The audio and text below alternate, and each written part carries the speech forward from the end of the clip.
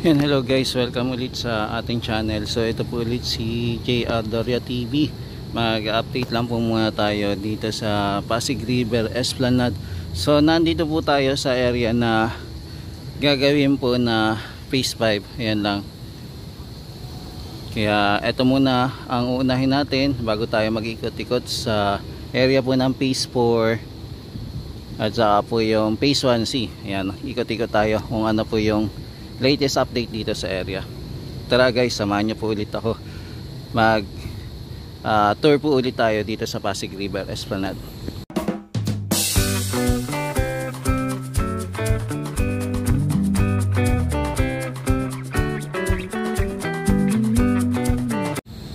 Yan, sa mga tropas, nandito po muna tayo sa area ng papunta pong phase 5. Di bali po makikita nyo po yung mga pilote na nakabaon po. Ngayon pong oras ay 5:35 na po ng hapon. So ilang oras na lang po at magagabi na din po. Tapos ito mga tropa, mukhang hindi na tayo makakaikot dito sa area dahil hinarangan na din po. Meron na tayong nakikitang yellow tape before nakakaikot-ikot pa tayo dito sa area at tumaabot sa pinakatulo. Pero ngayon for the meantime hanggang dito na lang tayo makakaikot. Ayan, at least nasilip po natin itong area na to bago magsara. Tapos ito palang project na to, itong ating yung mga tropa is dito po sa akin nakakatayuan natin. Etong pathway na po ito ay natapos po pala noong year 2017. Di bali po tinatawag po pala ito na Pasig Marikina River Channel Improvement po. Ito pong area. So umabot po ito hanggang doon sa area po ng Coast Guard, coastal tuloy. Yung Coast Guard, umabot po hanggang doon yung pathway. So meron po tayong makikitang logo doon, kaya lang hindi na po tayo makadaan, bawal na rin po. Ayan, hinarangan na. So before nakakaabot pa tayo hanggang doon sa dulo at nakakasilip-silip pa.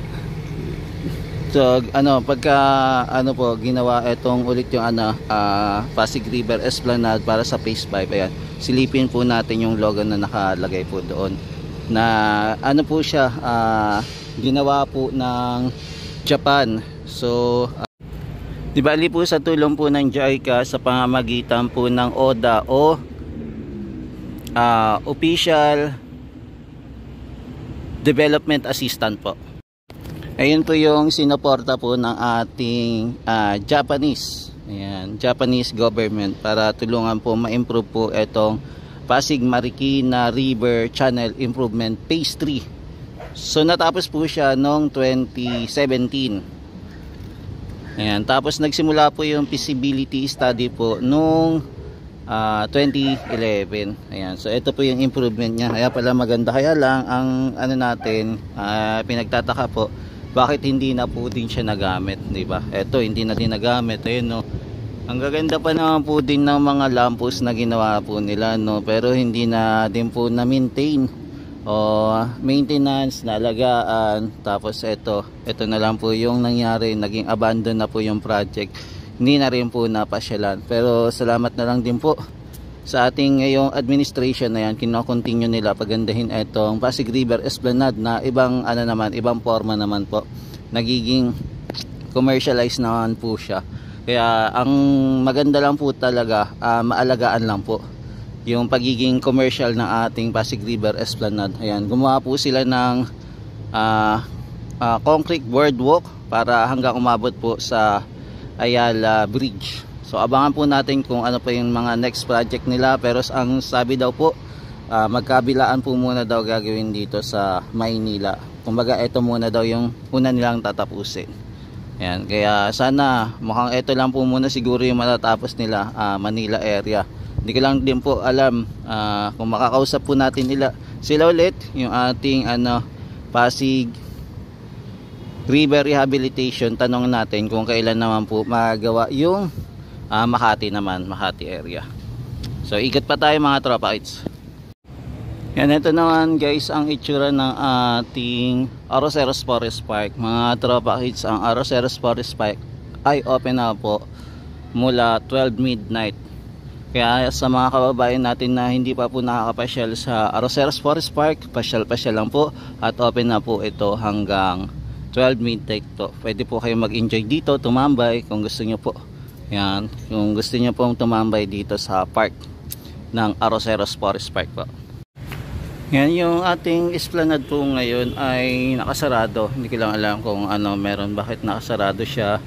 Meron mga ayan, banderitas po no, nakalagay dito. Tapos ngayon gabi hindi pa po nabubuksan yung ating ilaw. Pero may mga namamasyal naman po. Yan, nakapatay lang po yung ilaw ngayon.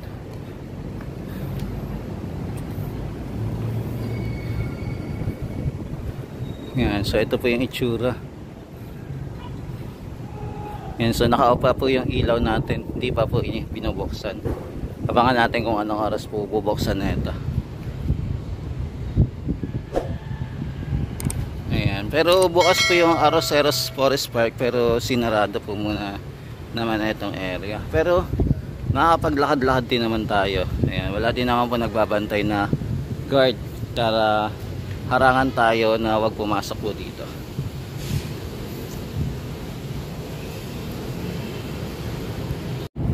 Yan, so ngayong araw na to ay November 5 mga tropa kids. Panibagong update na naman tayo. Tapos ito naman, yan, nilagyan na din po ng bakal, no.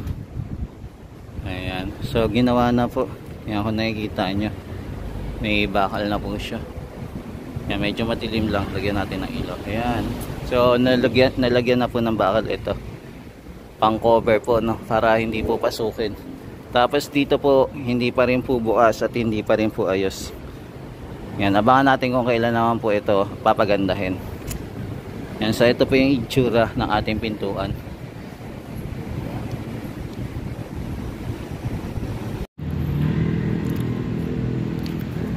Kasi ito palang pader mga tropa, it's pinakinis na rin pala, no? Okay na rin pala. Tignan ko nga kung kabilaan. Ayan, maging dito din sa kabila. Okay na din. Pinakinis na nila. Yan, so yung pader na dating binasag nila, binalik na po nila mga tropa. So yan, so okay na yung ano, yung pader dito. Yan, finishing na. Yan, baka bukas siguro ayusin, pinaka finalize. Yan, nabot tayo ng gabi kaya hindi natin makita yung itsura. Yan, kaya kailangan ulit natin balikan natin ito, yung siguro yung maaga-aga naman. Mag-ikot-ikot tayo dito sa Pasig River Esplanade naman na maaga para makita natin yung ganda ng view ng Phase 4. Yan, maglakad-lakad po muna tayo mga tropa hits. Ito po ang ating itsura ng Pasig River Esplanade pagka hindi pa po nabubuksan yung ilaw. Yan, malapit na po mag alas 6, so abangan natin, baka mga 6 po bubuksan na din po yung ating pailaw. Tapos ang ganda din po ng ano ngayon, no, mga tropa, it's yung ating buwan. Napakaganda at napakalaki. Ganda niya pagmasdan mga idol. Yan, kaya lang hindi lang siya ganong kalinaw yung aking pag-video dito sa ating buwan. Kumbaga hindi pa po kitang-kita ng ating camera yung kabilugan niya. So ito po yung itsura niya mga idol. Ang ganda pagka naandito, kakitang-kita po yung itsura ng buwan. Bilog na bilog, napakalaki. Para siyang mata. Yan, dito na po tayo sa ilalim naman ng tulay sa MacArthur Bridge mga kababayan. So ito naman yung sitwasyon dito naman po sa area ng MacArthur Bridge. Kagabi po yung dumadaan tayo dito, bahang-baha dahil na rin po sa pag-ulan. Buti na lang po at nawala na rin po yung pagbaha dito, no, at makakalakad na po tayo ng maayos. Yan, so ang request na lang po natin, magkaroon po sana dito ng pumping, yung magpa-pump ng tubig para ilabas po dito sa area po ng Ilog Pasig para hindi po bumaha mga tropa kids. So ito muna yung update natin, kahit paano okay na dito. Hindi na po tayo babahain at hindi na rin po tayo mahihirapan tumabit dito sa ilalim ng tulay ng MacArthur Bridge.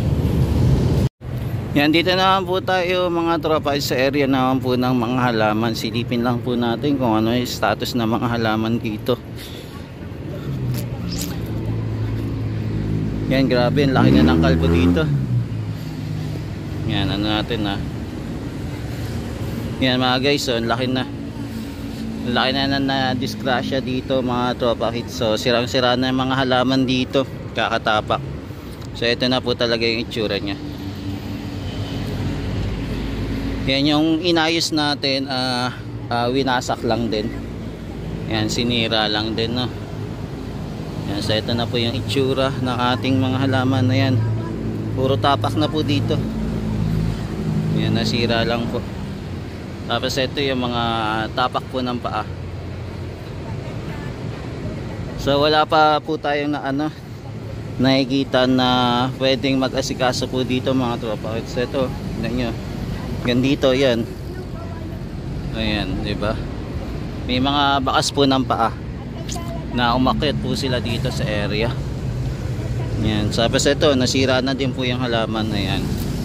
So same pa rin talaga mga tropa kids, no? Yung nangyari dito. Kaya ang the best talaga maglagay dito ng valve wire para hindi na po sila tumalon-talon dito. Kumbaga ginagawa po nila shortcut ito para makapunta po agad sila dito sa Pasig River Esplanade na walang kahirap-hirap. Ayun po yung ginagawa nila mga tropa.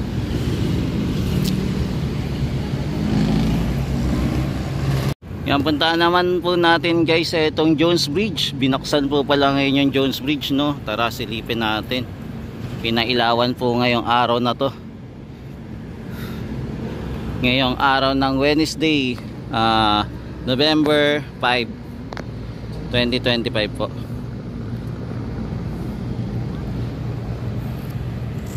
Yan, so matatanaw natin ng kalayuan po. Tara, lapitan na po natin para makita po natin yung itsura nya.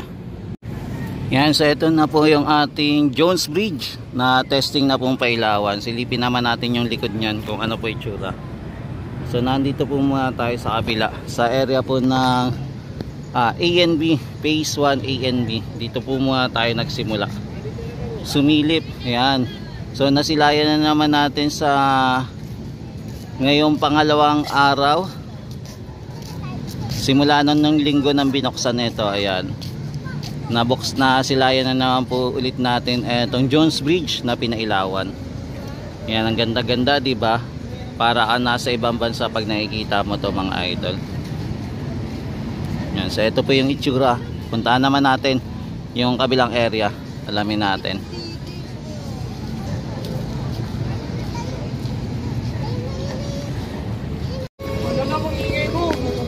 Yan, so nandito po tayo sa Jones Bridge. So napansin natin yung Jones Bridge, okay naman po.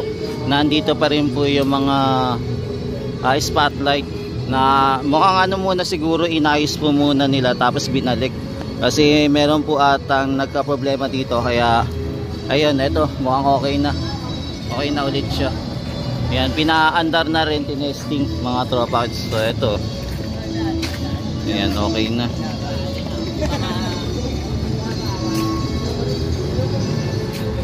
Yan, kompleto naman mga idol. Yan, meron din dito spotlight. So ayos naman, kompleto mga idol. Mukha yung nakaraan siguro binaklas po muna tapos binalik. Nagka-problema lang. Maging doon din po okay din, no? Kompleto. Yan, at saka dito din po. Yan, kung mapapansin nyo po, maaga po siyang binuksan. Mukhang tinesting na talaga, no? So ito po yung ganap ngayon, mapapansin natin. Nakaabot tayo dito sa pailaw ng ating Jones Bridge. Nakakatuwa at bumalik po ulit itong pailaw na to. At dagdag na naman po sa mga kababayan natin yung attraction dito sa Jones Bridge na matagal din po nawala. Pero ngayon pinagana na po. So wala pa akong update kung araw-araw po itong bubuksan. So alamin natin, punta-punta lang po ako dito para malaman natin kung open na po ito araw-araw. Yan, baka for the meantime testing lang po muna ito.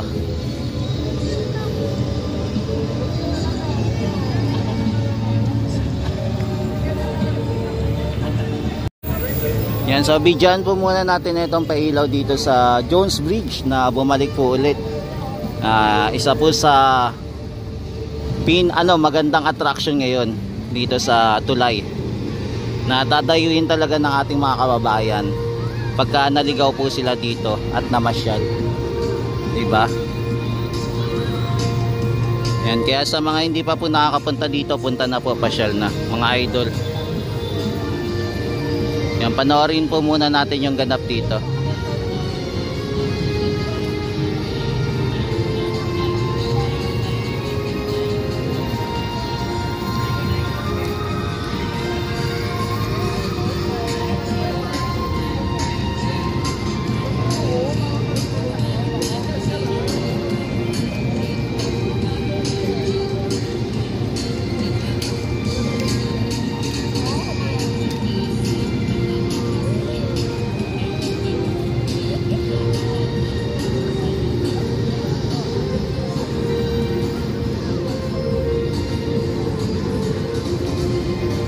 Yung ating yung parang ano ba tawag doon,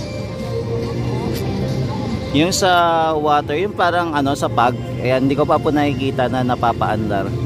Yung para sa paging po, yung parang didilim yung area, grabe, parang lumulutang po yung yung ating Jones Bridge pagka papalit-palit po yung ilaw.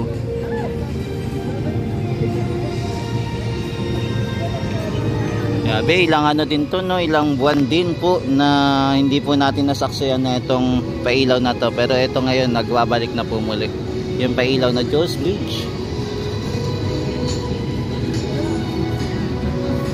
At magiging makulay na naman po yung mga building dito sa area, magiging maliwanag na naman.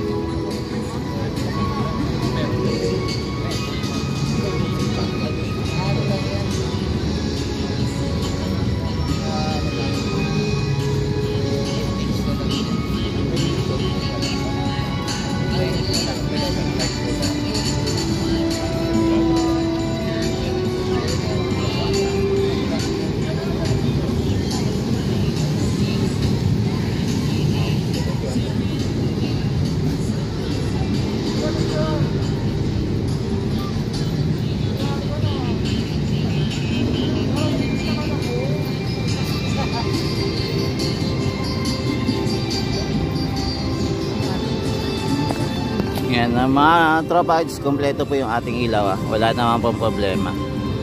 So lahat po ay pinaandar.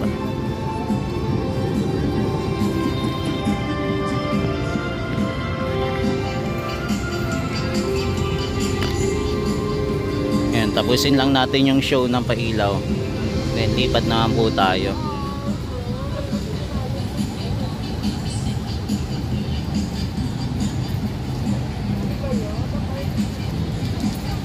Yan, so natapos na yung light show natin, mga idol. Yan, lahat po ng spotlight ay okay, gumagana po, lahat po ay nandito, wala po siyang kulang. Kung nakita po natin nakaraan na wala po itong mga spotlight, maari pong tinanggal po muna at inayos muli, at yung naayos na binalik po muli. Yan, sa mga tropites, maraming salamat po ulit sa pagsama nyo po ulit kay JR Doria TV sa pag-update po muna dito sa Pasig River Esplanade. Naway pagpalain po kayo ng may kapal, mga tropites. Ingat-ingat lang po muna kayo, and God bless po. Salamat sa walang sawang pagsuporta kay JR Doria TV, and God bless po. Magandang gabi po sa inyong lahat. Ingat-ingat po kayo lagi.